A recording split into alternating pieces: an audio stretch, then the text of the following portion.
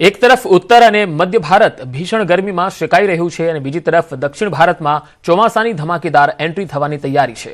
હવામાન નિષ્ણાત અંબાલાલ પટેલે તો શક્યતા વ્યક્ત કરી દીધી છે કે દેશમાં સમય કરતા વહેલું ચોમાસું બેસી જશે। સાથે જ એન્ટી સાયક્લોન હટતા જ ગુજરાતના વાતાવરણમાં પણ મોટો પલટો આવશે। જુઓ ક્યાં પહોંચ્યું છે ચોમાસું।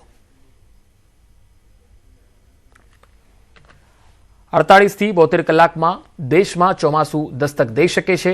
આ વર્ષે વહેલું ચોમાસું બેસશે।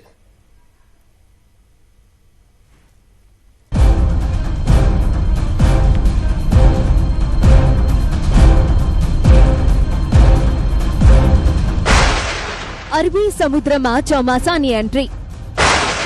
કેરળની ખૂબ જ નજીક પહોંચ્યું ચોમાસું। કોઈ પણ સમયે દેશમાં ચોમાસું દેશે દસ્તક।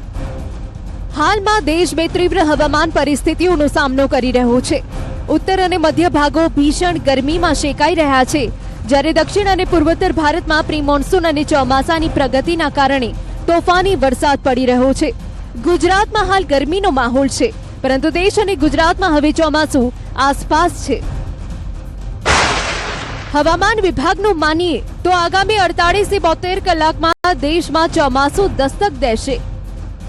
साउथ वेस्ट मानसून अभी हमारा कुछ पार्ट में south east Arabian Sea, south west Arabian Sea और south east south west Bay of Bengal Andaman Sea तक आ गया है। कुछ पार्ट में उम्मीद है कि बढ़ेगा 2-3 दिन में।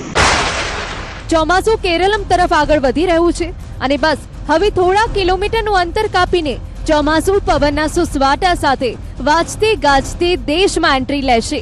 અરબી સમુદ્રના કેટલાક ભાગો, માલદીવ, કોમોરીન વિસ્તાર અને બંગાળની ખાડીના વધુ ભાગોમાં આગળ વધવા ચોમાસા માટે સાનુકૂળ વાતાવરણ છે।